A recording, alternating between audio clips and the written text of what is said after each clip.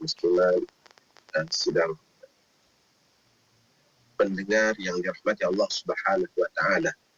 Alhamdulillah, segala puji dan syukur kepada Allah Subhanahu wa taala yang kerana dengan limpah rahmat, taufik, hidayah dan inayah daripada Allah Subhanahu wa taala, sekali lagi pada malam ini kita dapat sama-sama meneruskan pengajian kita Hayatus Salihin, dan kita masih lagi bercerita berkenaan dengan kisah Sayyidina Urwah bin Zubair, anak kepada Sayyidina Zubair bin Awwam dan anak saudara kepada Sayyidah Aisyah radhiyallahu ta'ala anha, yang telah pun kita ceritakan bagaimana keakraban beliau dengan para sahabat, sehingga beliau di antara salah seorang daripada 7 tabi'in yang terkemuka dalam meriwayatkan hadis-hadis Rasulullah SAW dan menjadi kita katakan pedoman kepada umat di zaman mereka. Jadi dalam pertemuan kita yang lalu telah kita bicarakan bagaimana Urwah bin Zubair seorang yang kuat berpuasa, seorang yang kuat beribadah, seorang yang kuat sedekah, dan begitulah juga seorang ahli ilmu yang menjadi rujukan ramai. Dan kita sebutkan juga bagaimana dengan Urwah sentiasa membaca Al-Quran seperempat bacaan Al-Quran di siang hari dan seperempat lagi pada malamnya, Masya Allah. Jadi sejak daripada usianya, sejak daripada remaja sampailah dewasa, tak pernah ada hari yang tidak dilalui tanpa membaca Al-Quran, separuh Al-Quran dan sehari. Kita nak sambung Faiz kisah kita yang lalu. Jadi saya minta izin kita baca teks kitab ni.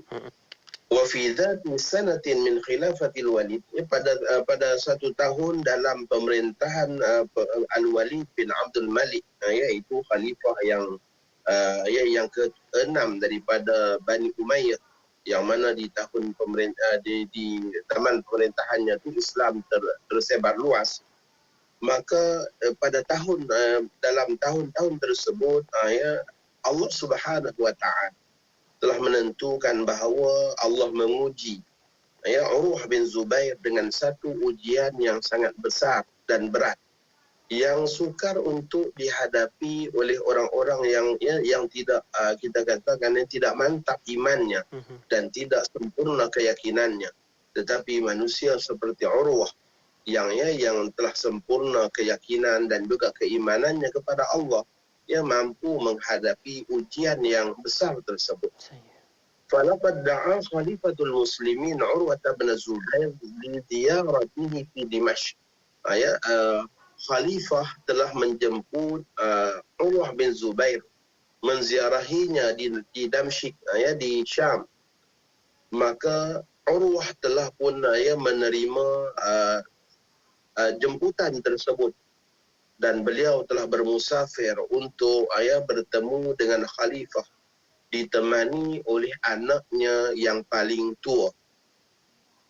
Ketika mana Urwah tiba, khalifah telah menyambutnya dengan sambutan yang sangat meriah, sesuai dengan kemuliaannya seorang ulama. Bahkan kumpulan dan rombongan yang datang bersama Urwah juga disambut dengan meriah dan dengan penuh dengan kemuliaan.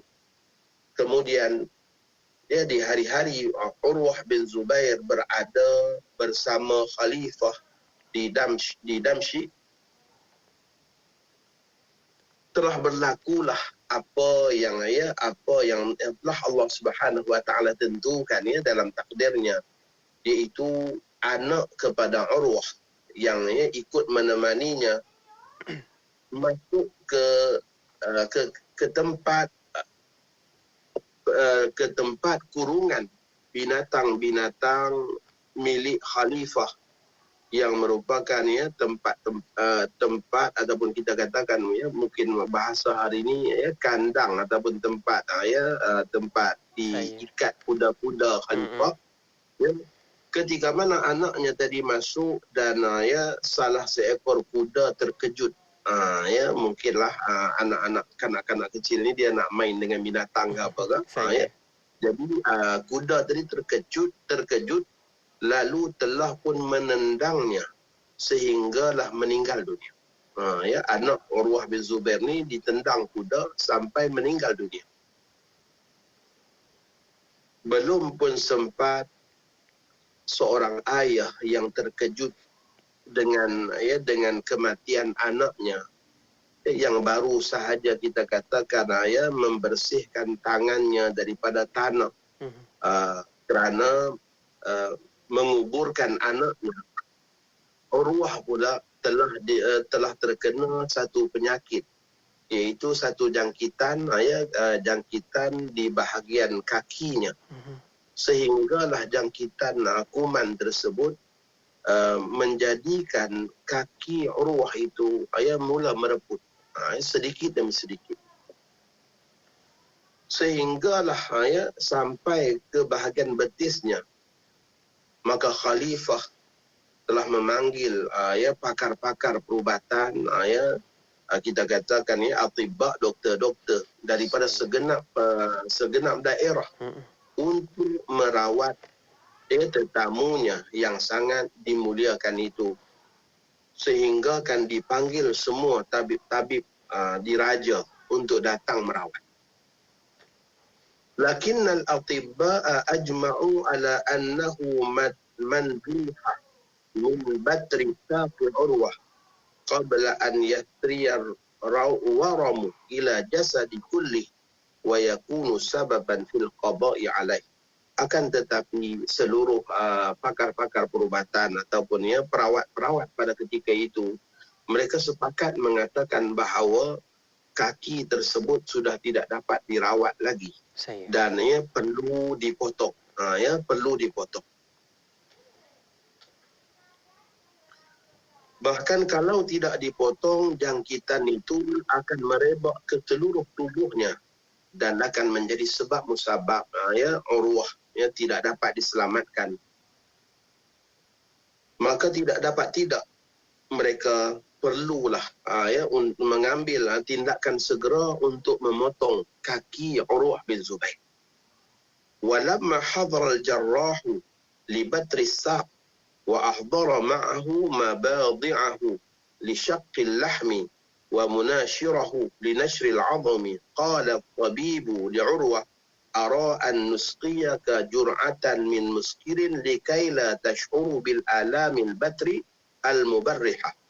Dan ketika mana tukang potong didatangkan, pakar potong didatangkan, zaman tu bukan ada bius, bukan ada apa lagi, Pak Isa. Jadi ketika mana seorang tukang potong telah datang dengannya membawa gergajinya, dan begitulah juga dengan alatan-alatannya untuk dibuang daging dan juga dipotong tulang. Kata doktor yang merawat Urwah, saya merasakan perlu diberikan minuman yang memabukkan kepada Urwah, seteguk minuman yang memabukkan, supaya beliau tidak merasai kesakitan ketika mana dipotong dipotong kakinya pada ketika itu. Faqala hayhat la asta'inu biharamin ala ma arjuhu minal afiyah. Maka kata Urwah, tidak sekali-kali. Aku tidak pernah mengambil yang haram. Aku tidak pernah mengambil yang haram dengan mengharapkan keafiatan. Waktu aku sihat pun maksudnya aku tak pernah ambil yang haram. Ini kan pula ketika mana aku sakit, insya-Allah. Begitulah kata-kata seorang yang teguh pendiriannya dengan pegangan agama. Beliau tidak akan mengambil yang haram selama mana beliau mampu untuk menahannya. Faqala lahu idzan nasqiyakal mukhaddir. Kalau begitu kami akan berikan kepadamu sedikit kami akan biuskan kamu. Kami akan biuskan. Jika begitu kami akan biuskan kamu, yakni menggunakan sejenis dadah ataupun kita katakan jenis ubat bius. Ma uhibbu an uslaba udwan min a'dha'i duna an ash'uru bi alamihi wa ahtasiba dhalika 'inda Allah. Maka berkata Urwah, beliau juga tidak rela dibius. Masya-Allah. Beliau juga tidak rela dibius. Kata ni, aku tidak mahu sebahagian daripada tubuhku, sebahagian daripada anggota tubuhku dipotong. Dalam hal keadaan aku tidak menyedarinya. Bagaimana aku nak mengharapkan pahala di sisi Allah, yakni pahala kesakitan itu. Masya Allah. Ini kita katakan bagi mereka yang telah mencapai, kita katakan darjat kewalian dan orang-orang yang sudah tinggi kedudukannya di sisi Allah. Adapun bagi kita orang-orang awam ni jangan pula tak bius, cabut gigi pun kita bius. Merau mungkin Ustaz. Bagi kita dalam hal keadaan kita awam ni, masya-Allah, nak cabut gigi je bius. Kuku terkoyak aja pun nak pergi cabut. Bius. Itulah kita maksudnya. Tetapi bagi mereka orang yang hampir kepada Allah Subhanahu Wa Taala, yang Allah Subhanahu Wa Taala anugerahkan keteguhan hati mereka dan juga ketinggian darjat sesuai dengan mereka, sesuai dengan mereka. Sebab itulah hal-hal yang macam ni hal yang tak boleh dibuat-buat. Hal yang tak boleh dibuat-buat. Sebab mereka ni dah Allah anugerahkan sedemikian. Kalau kenal kita, Masya Allah, cakap nak potong kaki pun tidur tak lena dah. Tengok gaji pun lari dah Ustaz. Tidur tak lena dah. Ini Masya Allah, bagi mereka ni dah lain. Dah di peringkat yang lain. Maka tak sama. Bagi setiap orang tu ada kedudukannya yang tersendiri di sisi Allah Subhanahu Wa Taala. Maka bagi Urwah, beliau memilih untuk merasai kesakitan tersebut kerana ganjaran pahala yang teruji yang besar di sisi Allah Subhanahu Wa Taala kerana kemampuannya untuk menanggung. Dan sesuailah dengan kisah yang sedang kita bacakan ni. Walamma hammal jarrahu biqat'i saqi taqaddama nahwa Urwata ta'ifatun minar rijali faqala ma haula faqila lahu laqad ji'a bihim liyumsikuka فلربما اشتد عليك الألم فجذبت قدمك جذبة أضر بك. Baik. Ketika mana nak tukang potong nak memotong kaki Urwah ini, maka datanglah kepada Urwah beberapa orang lelaki. Lalu Urwah bertanya, siapa mereka ini? Kenapa dengan mereka? Maka dikatakan, sesungguhnya kami datangkan mereka supaya mereka dapat memegangmu agar kamu tidak meronta. Mungkin juga ketika mana kakimu nanti kena gergaji, pada saat itu engkau akan menarik kakimu, dan yang akan menyebabkan kecederaan yang lebih parah. Maka perlulah beberapa orang didatangkan supaya memegang beliau, supaya beliau tidak bergerak. Faqala rudduhum, maka kata Urwah, tidak perlulah mereka semua, maksudnya ditolak mereka itu, tak perlu semua tu. La hajata li bihim, aku tidak berhajat kepada mereka. Wa inni la arju an akfiyakum dzalika bidzikri wat tasbih, dan aku merasakan sudah cukup, sudah cukup buat kalian dengan cara berzikir dan bertasbih. Ini yang kita katakan tak ada pada kita ni, Faiz. Yang kita katakan tak ada pada kita ni. Kalau dengan hanya dengan zikir dan tasbih saja sudah tidak merasai kesakitan. Itu anugerah Allah kepada kekasih-kekasihnya. Sebagai kita katakan, kalau para nabi berlaku perkara yang ganjil, dinamakan mukjizat. Maka kalaulah kepada para awliya illahi salihin, orang-orang yang hampir, yang dicintai Allah, maka berlaku hal yang yang pelik, di luar akal kita, adalah perkara yang dinamakan karamah. Karamah.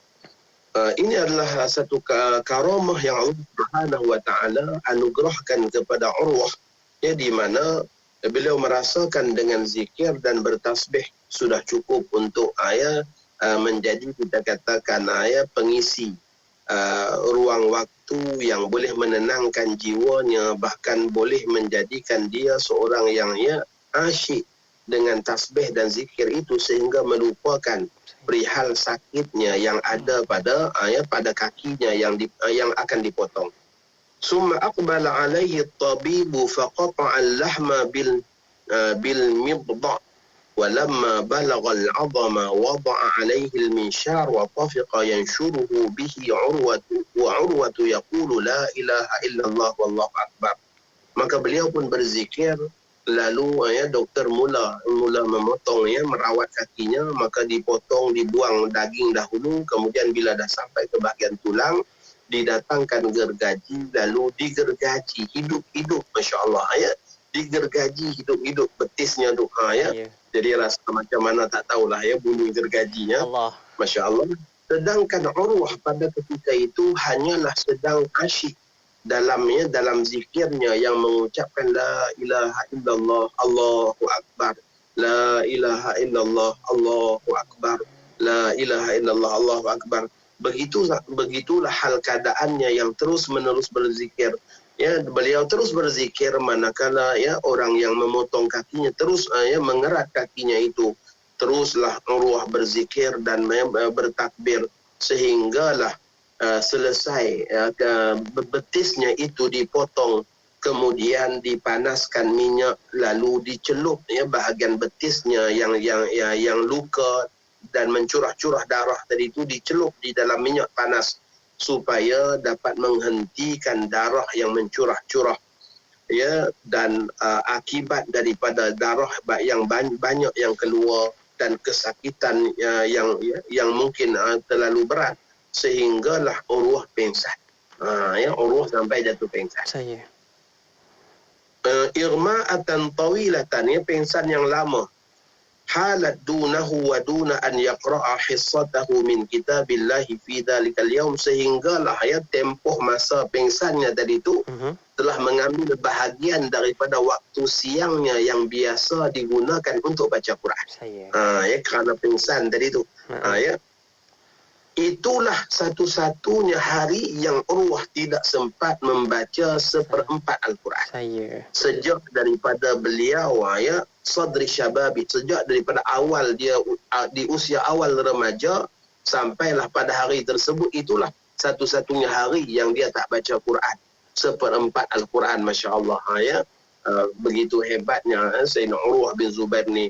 Walamma saha Urwatu, dan ketika mana Urwah telah terjaga daripada pingsannya, da'a biqadabihil mabturah, maka dia diminta supaya didatangkan kakinya yang telah dipotong, fana walahu iyyaha, lalu beliau pun telah mengambil kaki tersebut yang dipotong, lalu dipeluknya dengan tangannya.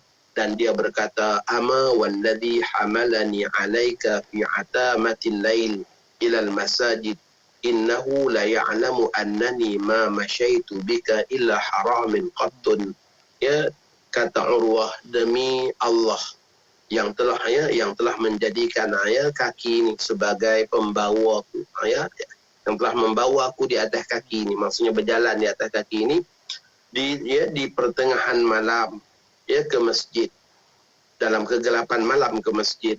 Sesungguhnya Allah mengetahui bahawa aku tidak pernah menggunakan kaki ini berjalan kepada perkara yang haram sekalipun. Masya Allah, tak pernah sekalipun kaki ini aku gunakan pada perkara yang haram, maksudnya. Begitulah beliau mengatakan,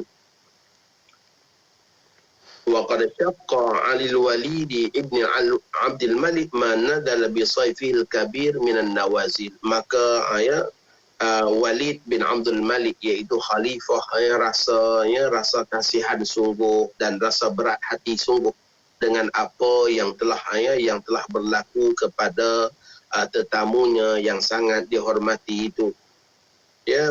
Tetamunya itu sudah kehilangan anak, kemudian dia juga kehilangan kakinya beberapa hari sahaja selepas kematian anaknya. Maka Al-Walid berfikir, apakah cara untuk mengucapkan takziah kepada tetamunya ni?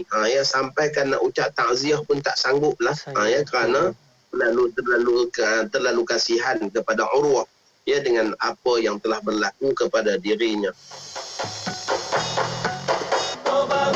Wari-wari saya Radio IKIM kat Seremban 102.7 FM. Dengar ya. Sedapnya susu Wildan dan segarnya susu Wildan dan. Mak, susu ni lah yang Echa bagi tahu Mak hari tu. Susu Wildan. Oh, susu Wildan ni. Mak memang dah biasa dengar susu Wildan.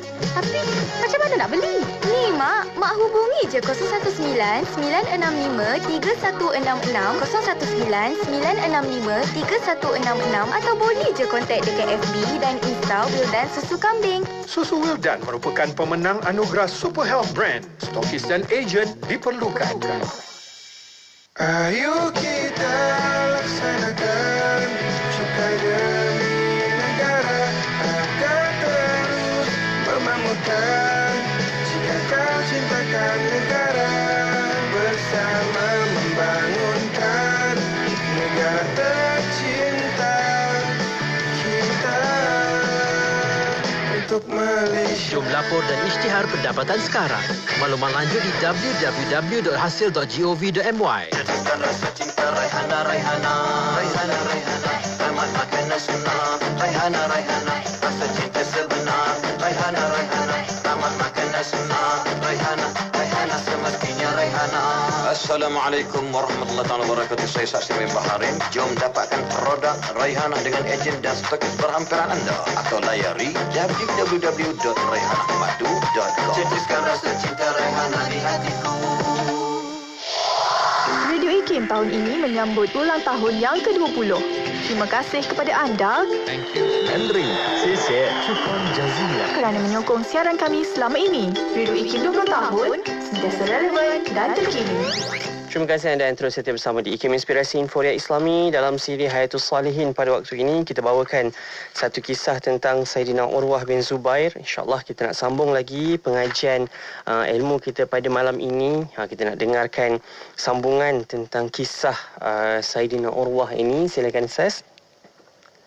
Baik, dalam kita katakan tadi, dalam keadaan khalifah berfikir bagaimanakah cara yang terbaik untuk mengucapkan takziah kepada Urwah yang dalam kesedihan kerana kematian anak. Kemudian dia pula ditimpa musibah sehinggalah kakinya dipotong. Maka tiba-tiba di rumah khalifah datang sekumpulan orang daripada Bani Abbas. Dalam kalangan mereka itu ada seorang lelaki buta. Maka Khalifah Al-Walid bertanya tentang sebab bagaimanakah lelaki itu boleh menjadi buta. Maka dia berkata, wahai Amirul Mukminin, tidak ada seorang pun daripada Bani Abbas seorang lelaki yang paling kaya daripada aku dari segi harta. Ini cerita orang buta tadi. Dalam kalangan Bani Abbas ni, akulah orang yang paling kaya. Dan akulah juga orang yang paling ramai ahli keluarga dan anak-anak. Ramai isteri dan anak. Fanazaltu ma'a mali wa iyali fi batni wadin min manazil qaumi. Maka suatu hari kata dia, mereka ni turun ke satu lembah berserta dengan harta dia, dengan ahli keluarga dan anak-anak, turun ke satu lembah di penempatan kaumnya. Tiba-tiba berlaku suatu banjir yang kuat, yang ni kepala air. Macam kalau tempat-tempat kita ni, kalau di tempat-tempat mandi selalu bila berlaku hujan lebat ada kepala air, lebih kurang begitulah. Lebih kurang begitu katanya. Satu sailan, satu banjir ataupun air yang sangat kuat yang tak pernah kami lihat sebelumnya, sehinggalah aliran air yang kuat itu telah menghanyutkan seluruh hartaku, isteri-isteriku dan anak-anakku, masya-Allah. Seluruh ahli keluarga dia hanyut. Walam yatruk li ghaira ba'irin wahidin wa tiflin saghirin hadithil wilayah. Yang hanya tinggal seekor unta dengan anak dia yang masih kecil, dengan bayi dia yang masih kecil. Jadi yang lain semua hanyut. Kata orang yang bercerita ini. Wa kana al-ba'iru sa'ban fanadda minni. Dan unta yang ditinggalkan tu pun unta yang liar. Unta yang liar. Sehinggalah unta tadi tu sukar nak dikawal dan menjauh daripadaku. Maksudnya menarikan diri.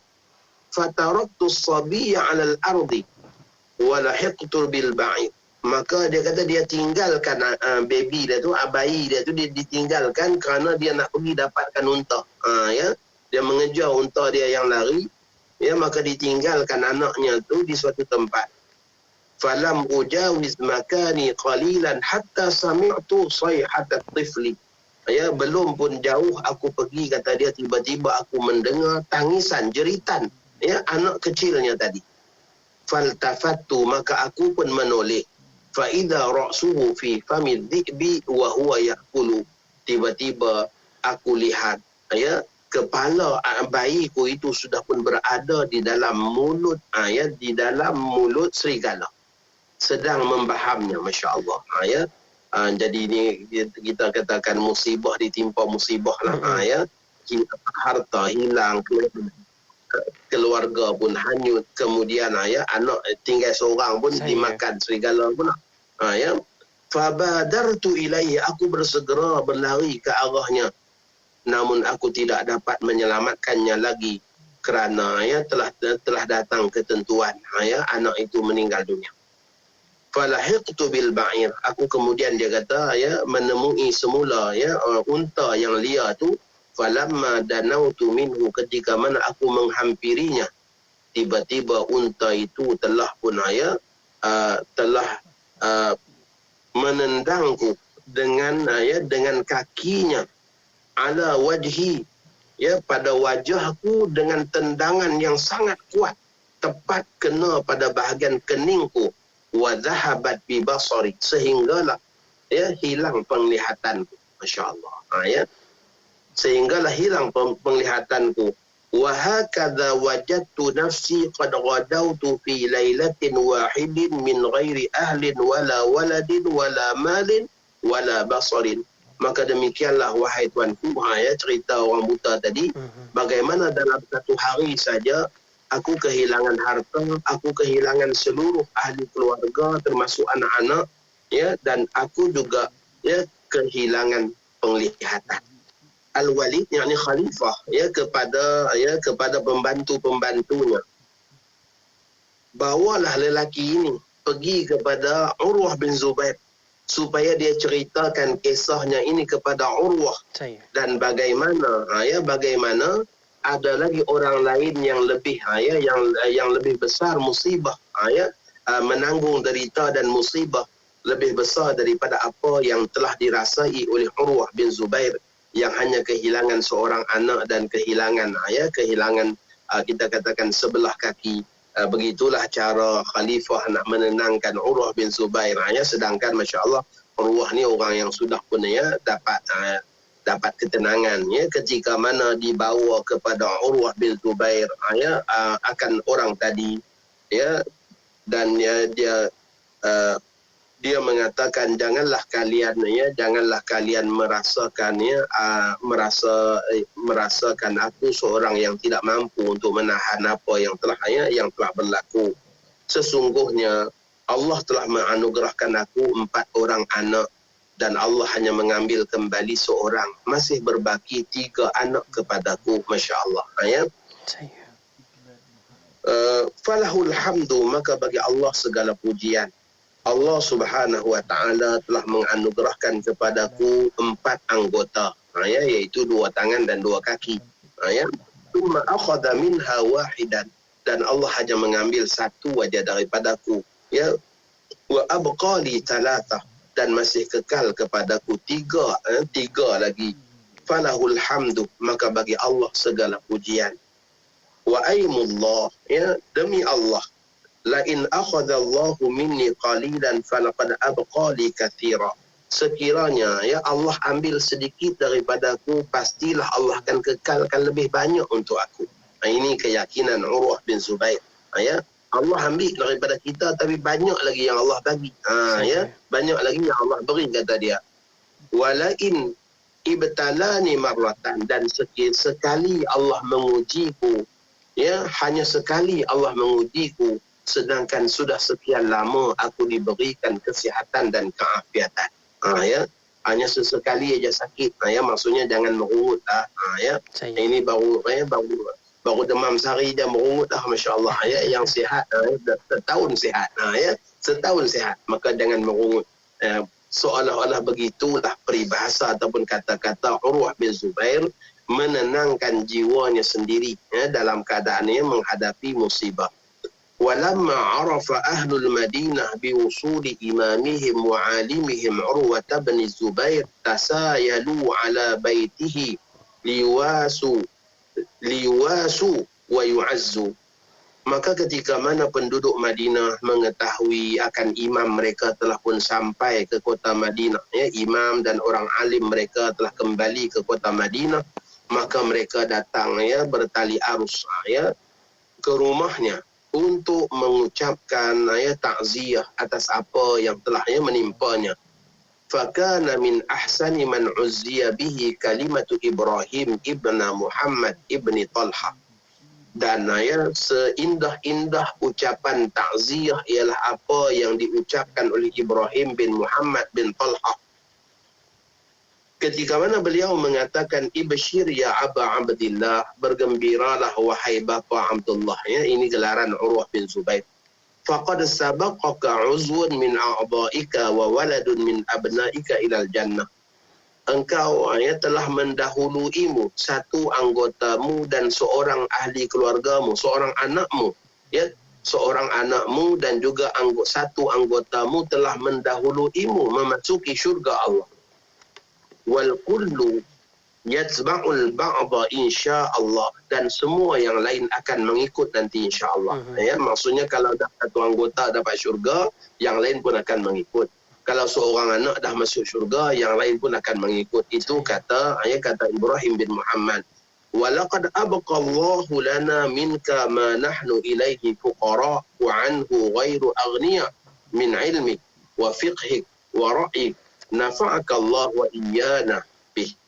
Sesungguhnya Allah mengekalkan buat kami semua apa yang tinggal daripada kamu, apa yang sangat-sangat kami berhajat kepadanya, dalam hal keadaan kami tidak memilikinya, iaitu, ya, ilmumu, kefakihanmu, pandanganmu, dan mudah-mudahan Allah memberikan manfaat yang besar buat kami semua melalui kamu.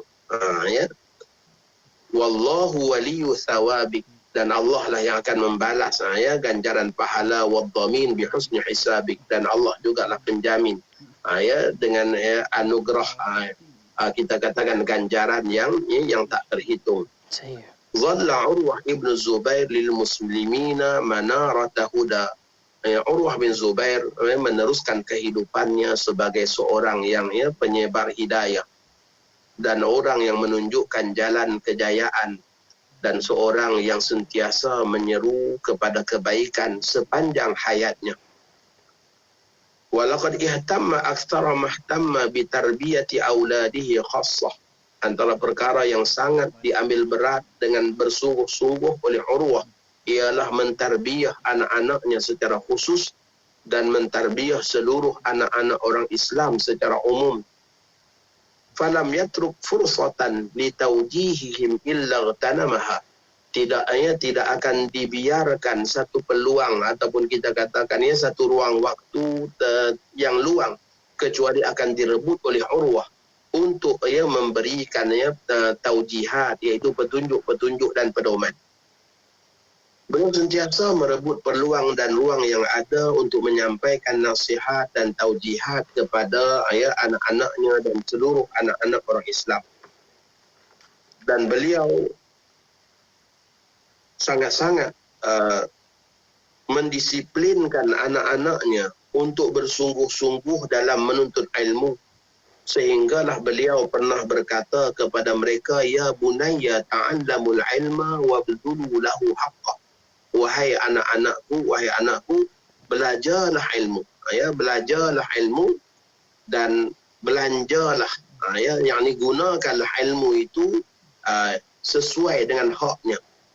Fa innakum in takunu sighara qaumin fa'asa an yaj'alakumullahu bil ilmi kubara. Sesungguhnya sekiranya kamu hanyalah orang-orang kecil, yakni orang yang tak ada apa kedudukan, jawatan, pangkat dan sebagainya, maka mudah-mudahan dengan ilmu itu Allah akan menjadikan kamu orang-orang yang besar suatu masa nanti. Akan menjadikan kamu orang-orang yang besar disebabkan ilmu yang kamu pelajari. Kemudian beliau mengatakan tidak ada suatu kehinaan dalam kehidupan dunia ini lebih buruk daripada seorang yang tua lagi jahil. Kata Urwah kepada anak-anak dia, belajarlah ilmu sungguh-sungguh, dan gunakanlah ilmu itu sebenarnya. Sesungguhnya kalian walaupun orang yang biasa-biasa, tapi dengan ilmu kalian boleh jadi orang-orang yang istimewa, orang-orang yang besar. Dan kata beliau juga, tidak ada satu kehinaan yang lebih besar daripada seorang tua lagi jahil. Itulah kehinaan yang sangat-sangat memalukan. Wa kana yad'uhum ila 'addi sadaqah. Dan beliau juga sangat sentiasa menyeru anak-anaknya untuk mempersiapkan sedekah dan mengira sedekah itu sebagai satu hadiah yang dipersembahkan kepada Allah. Anak-anak Urwah ni dididik dengan cara mereka ni dididik supaya beranggapan bahawa setiap sedekah itu merupakan hadiah kepada Allah. Merupakan hadiah kepada Allah. Fayaqulu ya bunayya, maka beliau mengatakan, wahai anak-anakku, la yuhdiyanna ahadukum ila rabbih ma yastahyi an yuhdiyahu ila azizi qaumi. Jangan sama sekali salah seorang daripada kamu memberi hadiah kepada Tuhannya apa yang dia rasa malu untuk dijadikan hadiah kepada orang besar dalam kaumnya. Maksudnya kalau satu hadiah tu nak beri kepada Allah, kena beri yang paling dihargai, yang paling bernilai, yang paling cantik. Ini kita dah tak lama lagi nak masuk musim korban ni. Tak lama lagi kita nak masuk musim korban. Maka sepatutnya lah kena fikir-fikir dah ni. Kena buat perancangan dah. Jangan duk bagi alasan tak mampu pula untuk buat korban. Kena usahakan dan ikhtiarkan supaya dimampukan. Kena rasa malu dengan Allah. Macam mana Urwah didik anak dia ni, kata dia, hendaklah tiap-tiap orang daripada kalian jangan sama sekali bagi hadiah kepada Allah, hadiah yang dia rasa malu kalau nak bagi kepada orang-orang besar. Kepada VVIP pun kita rasa segan nak bagi hadiah tu, jangan bagi pada Allah. Jangan bagi pada Allah macam tu. Maka perlulah diingat-ingat dan rasa segan dan malu kita, terutamanya masya-Allah kadang-kadang ada yang buat alasan tak mampu nak buat korban. Tetapi masya-Allah bil channel TV tiap bulan bayar. Bil channel TV tu sebulan RM60 kalau disimpan setahun dah cukup untuk satu bahagian korban.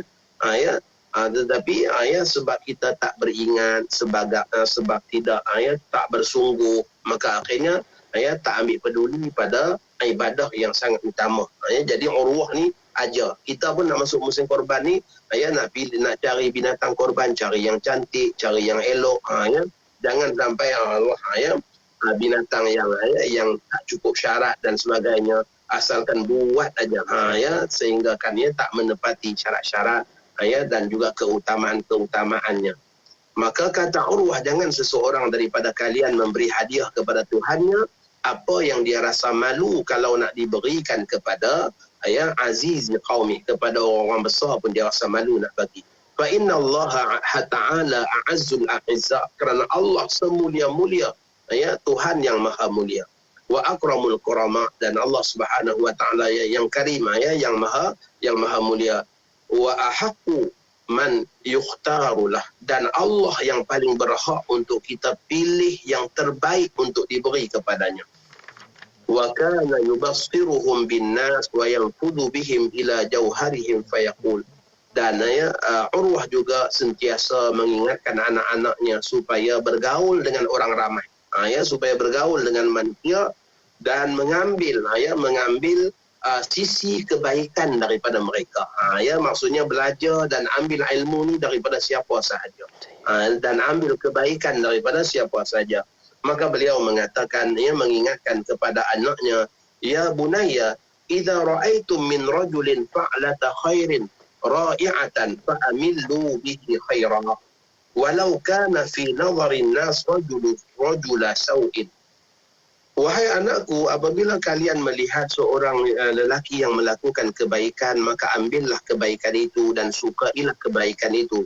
Ya, walaupun pada pandangan manusia dia orang yang buruk.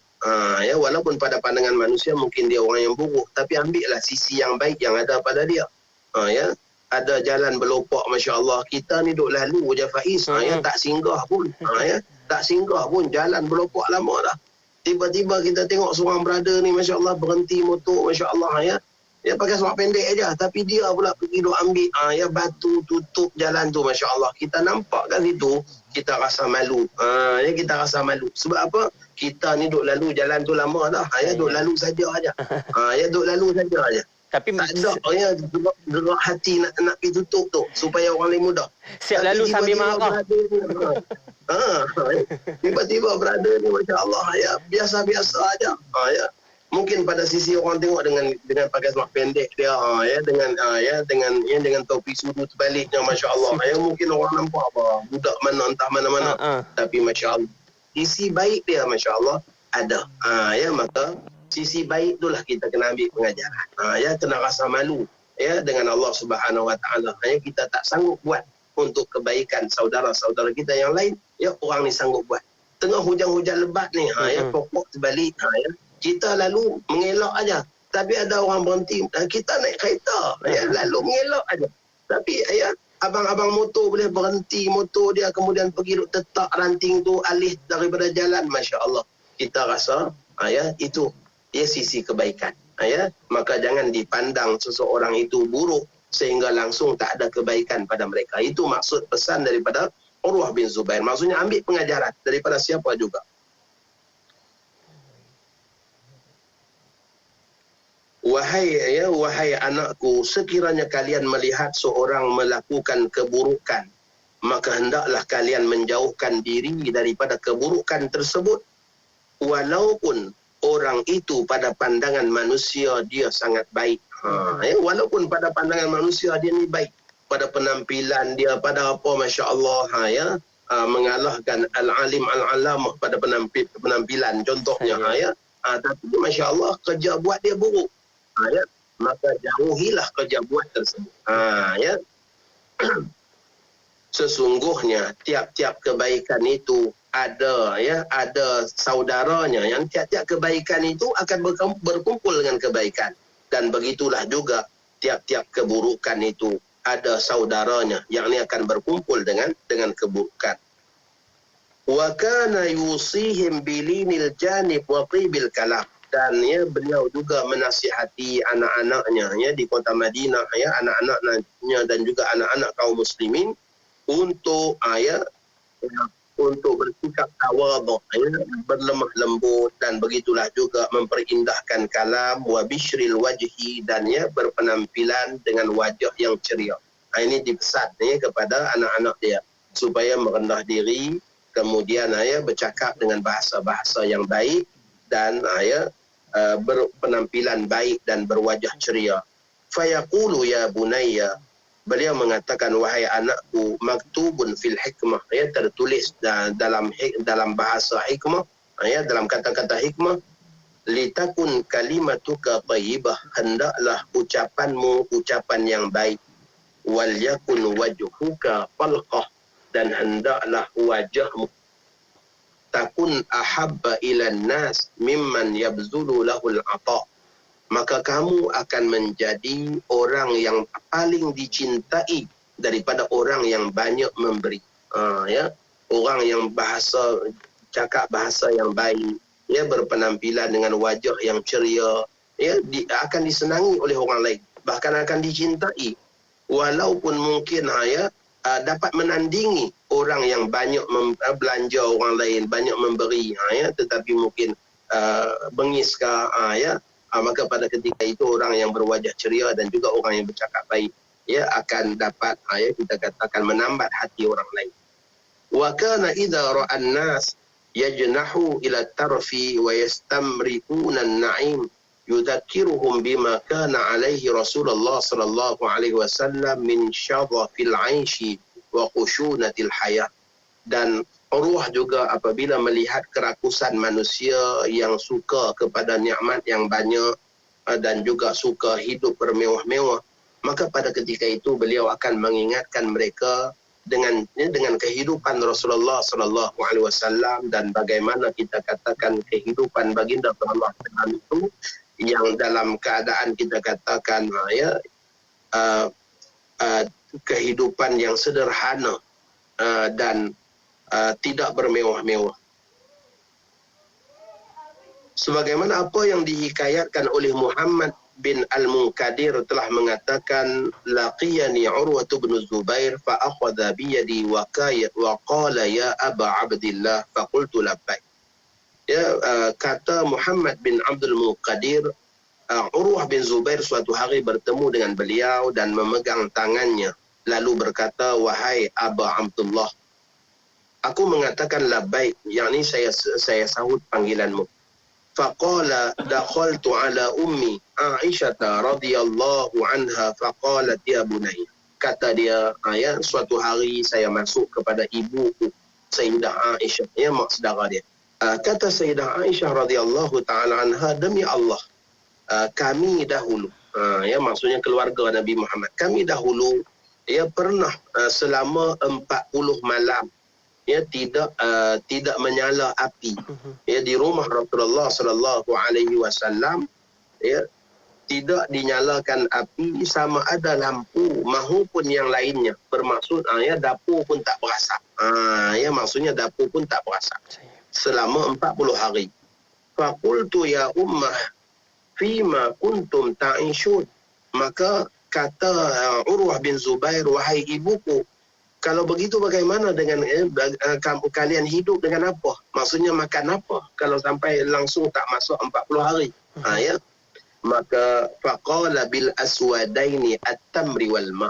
Maka kata Sayyidah Aisyah, kami hanya makan aswadain. Aswadain ialah kurma dan juga air kosong.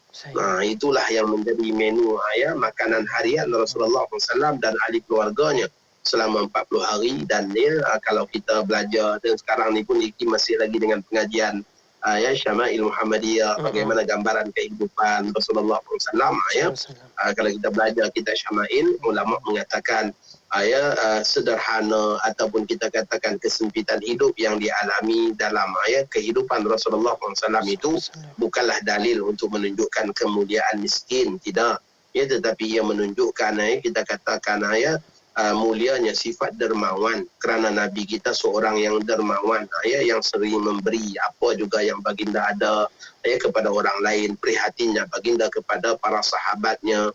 Begitulah juga ia menunjukkan kemuliaan sifat zuhud, ia menunjukkan kemuliaan sifat qanaah, ia menunjukkan kemuliaan sifat syukur. Jadi itulah gambaran daripada kehidupan baginda sallallahu alaihi wasallam.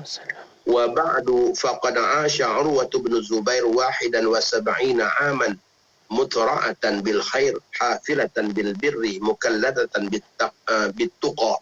Jadi kata pengarang ni sebagai penyudah dalam kisah kita, Faiz, Urwah bin Zubair hidup selama 71 tahun. Usianya sehingga 71 tahun hidup dengan penuh dengan kebaikan, sentiasa ketakwaan bersama-sama dengan dirinya, dan begitulah juga kehidupannya. Falamma ja'ahul ajal al-maktum adrakahu wa huwa shahid. Dan ketika mana ajal datang menjengahnya, dia dalam hal keadaan sedang berpuasa. Saat dia sakit, dia dalam hal keadaan berpuasa, sakit yang membawa kepada kematiannya. Waqad alaha alaihi ahluhu an yuftira fa'aba. Ahli keluarganya memujuknya supaya beliau berbuka, disebabkan sakitnya tadi itu, supaya berbuka puasa saja, namun beliau enggan berbuka. Laqad aba li annahu kana yarju an yakuna fitrahu ala syurbati min nahril kausar.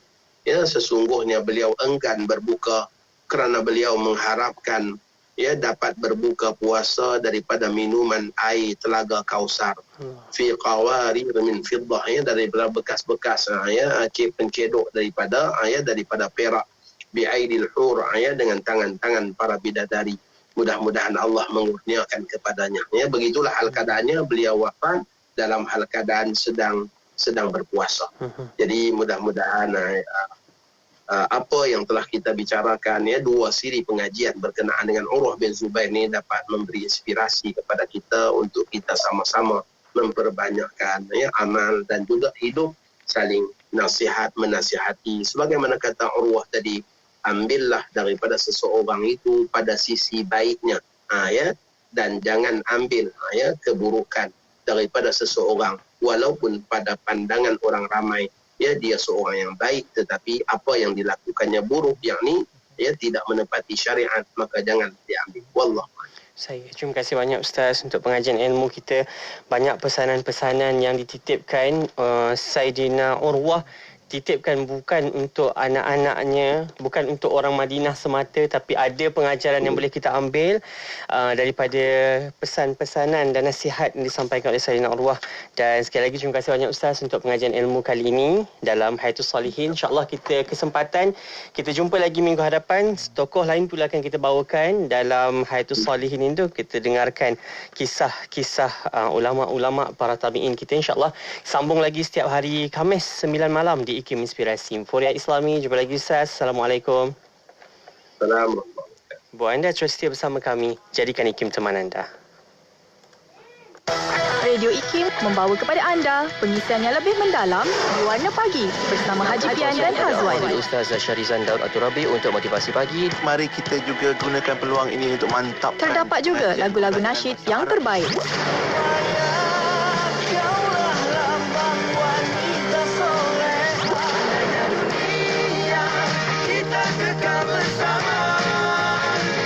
Terus setia bersama IKIM, Inspirasi Inforia Islami.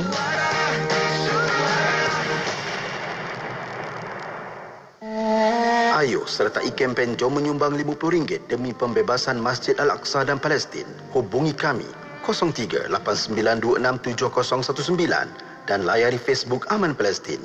Dengan roh, dengan darah, kami berkorban untukmu ya Aqsa. Bang, ni campur ni satu lagi berapa bang? Okey, kejap. Ni harga dia. Murahnya bang. Package combo kembali lagi. Tempah sekarang sementara masih ada. Hubungi 012-686-9236 atau 017-345-2564. Tertakluk pada terma dan syarat. Hari tutup permohonan iklan adalah setiap 16 hari bulan pada setiap bulan. Nuraisa, kosmetik mesra wuduk Nuraisa. Nuraisa, kosmetik mesra wuduk Nuraisa. Nuraisa, makeup mudah dibersihkan. Pilihan ramai wanita, kosmetik mesra wuduk Nuraisa. Ramai wanita, kosmetik mesra wuduk Nuraisa. Apa sah? Nuraisa. Radio IKIM 20 tahun telah mencipta lagu-lagu terbaik dan terkini di anugerah pencinta nasyid IKIM bersama kumpulan-kumpulan nasyid terkenal di Malaysia.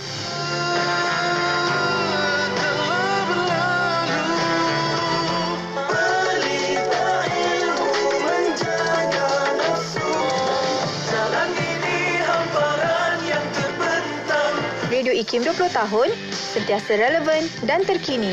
IKIM, Inspirasi Inforia Islami.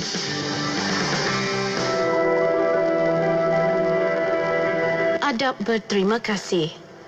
Rasulullah SAW memerintahkan umatnya agar membalas kebaikan orang lain. Sebagaimana sabdanya, barang siapa diperlakukan baik oleh orang, hendaklah ia membalasnya. Apabila ia tidak mendapatkan sesuatu untuk membalasnya, hendaklah ia memujinya. Jika ia memujinya, maka ia telah berterima kasih kepadanya. Namun jika menyembunyikannya, bererti ia telah mengingkarinya. Hadis riwayat Al-Bukhari. Barang siapa yang mencurahkan semua kebaikan untuk saudaranya dengan hati yang tulus, Orang seperti ini berhak dibalas kebaikannya dan disyukuri pemberiannya. Sikap berterima kasih amat ditekankan oleh Islam. Nabi Muhammad SAW bersabda, "Sesiapa yang tidak tahu berterima kasih kepada manusia, dia tidak tahu berterima kasih kepada Allah." Riwayat Ahmad dan At-Tirmizi. Juga daripada Abu Hurairah radhiyallahu anhu, Nabi Muhammad SAW bersabda, "Tidak bersyukur kepada Allah orang yang tidak berterima kasih kepada manusia." Hadis riwayat Bukhari. Di antara pujian yang terbaik untuk orang yang melakukan kebaikan kepada kita adalah ucapan jazakallahu khairan. Semoga Allah membalasmu dengan kebaikan. Nabi SAW bersabda, barang siapa diperlakukan baik, lalu ia mengatakan kepada pelakunya, jazakallahu khairan, semoga Allah membalasmu dengan kebaikan, ia telah tinggi dalam memujinya. Riwayat At-Tirmizi. Hargailah jasa orang lain dan mengucapkan terima kasih. Hiburan mendidik jiwa hanya yang terbaik di IKIM, Inspirasi Inforia Islami. Subhanallah walhamdulillah wa la ilaha